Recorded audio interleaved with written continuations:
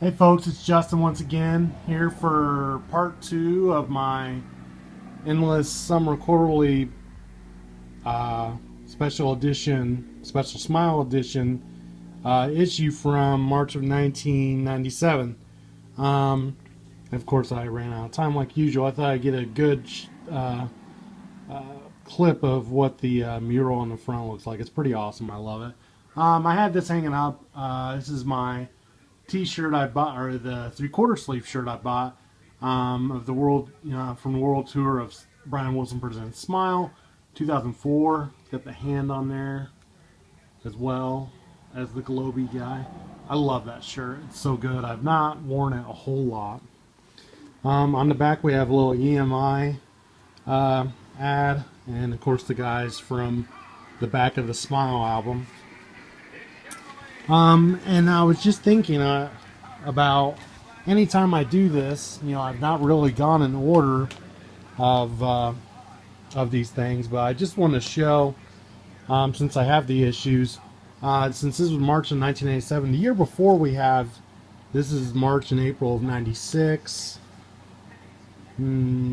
summer of 96, fall of 96, and December of 96 with Carl. So just thought I'd show what was going on in the Summer Quarterly. And then this is the issue after the SMiLE one. This was June 1997, where they did an interview with Jan Berry and Rick Hinn. It's really awesome. I'm in the middle of reading it now. And actually this was the point where they had just found out that Carl had just been diagnosed with cancer. So quite a eventful issue. So moving on, I was just in the middle of discussing they had performed in Michigan, and that's when they performed Good Vibrations for the first time. That's when Brian went over with them from the infamous airport pictures. I thought they did really well. I've heard the show from Boo, like SOT, but these articles the articles from these local newspapers don't sound that great. But this one wasn't too bad. Jennison jammed for Beach Boys. And then there was a funny note that someone had a picture that said, or a poster that said, "Up with music, down with the Beach Boys." And Bruce walked in with that to a press conference, which is kind of funny of him. Kind of odd someone would have that. There's a session sheet for holidays, and I'm not sure if this was David Beard or somebody else who did this, but I love this drawing. It's very, very SMiLE-like. I've only seen it in this issue, so if you're looking, you can just see so much going on.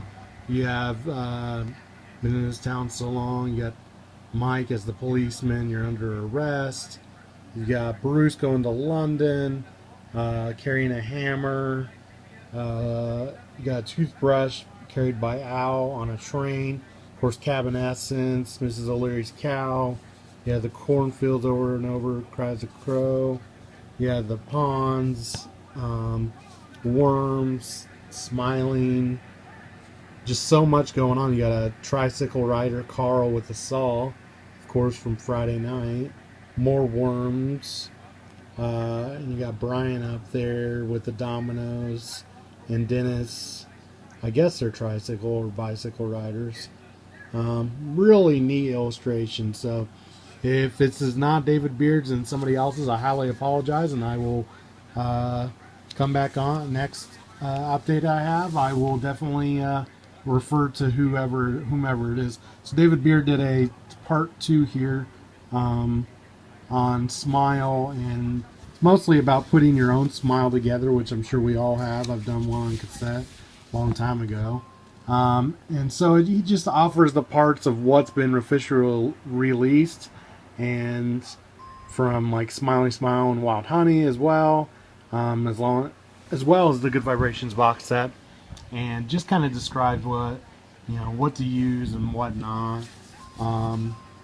And another article about a newbie fan, reflecting on SMiLE, and it's actually a really good article. More reviewing part of the SMiLE section of the Good Vibrations box set. But he felt like Dick Tracy, you know, uncovering a mystery, which sounded really cool. I liked that. There's some pictures of fire promotional film or Good Vibrations, whichever you prefer. But he had some really cool insights as a new fan. Just really neat insights. And of course, back, you know, before, now that we have the SMiLE sessions on, you know, CD, it's just really neat to hear some of this stuff that, you know, is just older. So we have an interview with Dean Torrance. Really good stuff, talking about his involvement with the Party album, of course, with Barbara Ann. Talking about how they were going to be on the album cover, but they got kind of intimidated by the record label not to do it. And, you know, Dean just really didn't like what they were working on at the time, whatever song it was. So he went over to do Barbara Ann. Of course, Carl says thanks. A little discussion on the Jan and Dean Made Batman album, which was really cool. I've not heard a lot about that. I don't know a lot about Jan and Dean, so it's really cool. And it was just a lot of fun to read about that. Really appreciate the interviews. I believe there's a little bit about them recording Vegetables. You know, as Laughing Gravy. And it was his decision to do Vegetables. He picked that one. And of course, Brian and Diane Ravel and Marilyn helped out. And discusses about how he did this cover for the Vegetables 40 promotional 45, and he also did the Heroes and Villains 45 cover. And here we have a little bit of a reflection of Van Dyke Parks on SMiLE. A little bit about Exotica, and of course I don't know much about that, but Dominic Priori kind of gives you an overview saying, you know, Summer Means New Love, Diamond Head, Pet Sounds, those are all instrumentals that are very Exotica. So Brian obviously has a big affection for that. Of course we have this Eden Abez or whatever, I'm not sure. Yeah, Abez, and a little bit about his kind of music, and it's really cool that they got him from the SMiLE Sessions picture.